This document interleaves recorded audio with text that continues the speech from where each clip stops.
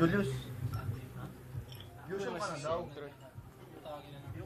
Tapos sunod na sinabi, ano? Sali kasi yan ang contest.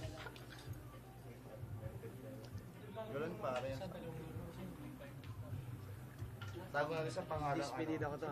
Tago na sa pangalang Si Ratzen. Nestor. Tago na sa pangalang Nestor. Si Glenn. Ayun. Fabian. And me. You know, Sinabi ni Julius yun?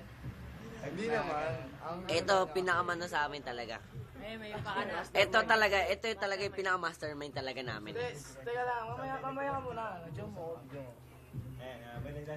Ano chong eh? Ako nga pala si Dom. Sa inom ako ngayon yung intensity. Yan yung intensity. Oh, yan yung intensity. Ang may pakanalan la, si Marvin. Marvin, ano masasabi mo ngayon? Ano akong kasalanan? Talaga ako nun. Pero sabi sa amin ni Marvin, yung naka-yellow daw yung may pakanalan. Ano masasabi mo naka-yellow? Ano yun? Ito talaga eh. Ikaw talaga yung pinag-ano tol eh. Alam mo yun eh.